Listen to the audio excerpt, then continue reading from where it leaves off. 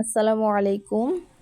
তো আপনাদের সাথে আমি একটা ভিডিও শেয়ার করেছিলাম যে আমি ভোট কেন্দ্রে গিয়েছিলাম ভোট দেওয়ার জন্য।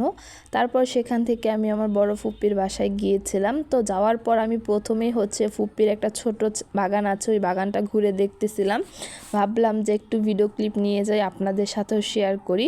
মাশাআল্লাহ বলে যাবেন সবাই বাগানটা দেখে। এখানে কিন্তু আমার ফুপি প্রচুর পরিমাণে গাছপালা চাষ করেছে, যেমন টমেটো গাছ ছিল, তারপরে বড়ই গাছ ছিল, পেয়ারা গাছ ছিল, পাতাকপি, ধনিয়া পাতা, কাঁচামরিচ, তারপর চালতা গাছ, আরও বিভিন্ন প্রকারের গাছ ছিল। আমি হয়তো বা ভিডিওতে পুরোটা আপনাদেরকে বোঝাতে পারবো না। আর যেহেতু একদম সবুজ লাল সব কিছু মিলিয়ে একটা কম্বিনেশন ছিল, দেখতে কিন্তু অনেক সুন্দর লাগতেছিল। এগুলো ছিল পাতাকপি আর এটা ছিল বড়ই গাছটা মাশাআল্লাহ অনেক বড় এবং মাশাআল্লাহ অনেকগুলো বড়ই ধরেছে।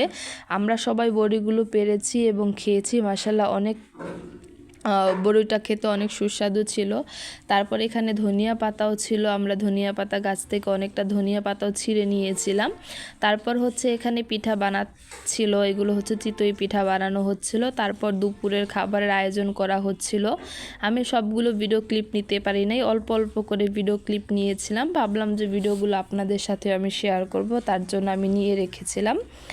তো বেসিক রান্নাগুলো আপনারা সবাই জানেন, যেমন মুরগির মাংসটা এখানে রান্না করা হচ্ছিল। তো মুরগির মাংসটা যেভাবে নর্মালি পেঁয়াজ মরিচ দিয়ে প্রথমে ম্যারিনেট করে রাখা হয়, তারপর হালকা তেলের মধ্যে এটাকে ভাজা হয়েছিল। তারপর এটাকে ফ্রাই করে পরিমাণ মতো ফ্রাই করা হয়েছিল, মানে একদম গাঢ় ফ্রাই বা একদম হালকা ফ্রাইও না, একদম মিডিয়াম ফ্রাই করা হয়েছিল এটাকে। তারপর পেঁয়াজ দিয়ে এটাকে ভুনা করে কষানো হয়েছিল। তো সেই রেসিপিটাই এখানে আমি আপনাদের সাথে শেয়ার করতেছিলাম। যেহেতু ফুল রেসিপিটা আমি শেয়ার করতে পারবো না, আমি সাফা মারোয়াকে একটু সময় দিতেছিলাম। তাছাড়া আমার ফোনে একদম চার্জ ছিল না, যেহেতু আমি কেন্দ্রে গিয়েছিলাম, ফোনটাকে সাথে করে নিয়ে গিয়েছিলাম, সেখানে একটু ভিডিও ক্লিপ নেওয়া হয়েছিল।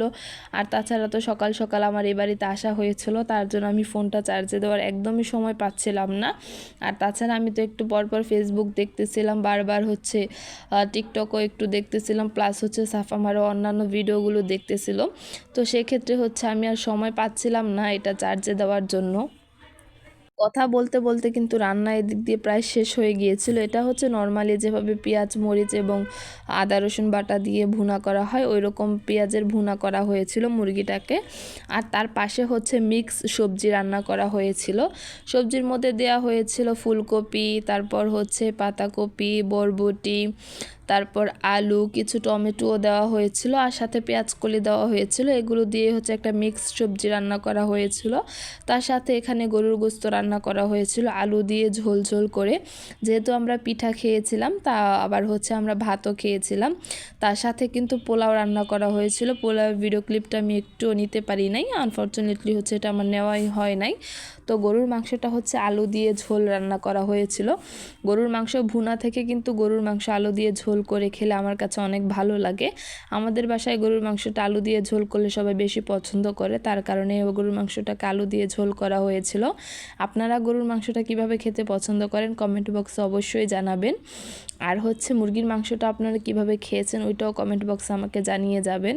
তারপর এখানে পিঠা আমরা ভর্তা দিয়ে খেয়েছিলাম। এখানে প্রায় 3 রকমের ভর্তা ছিল ধনিয়া পাতার ভর্তা, কাঁচামরিচের ভর্তা এবং এটা ছিল তেঁতুল, আর সাথে ছিল পেঁয়াজ মরিচ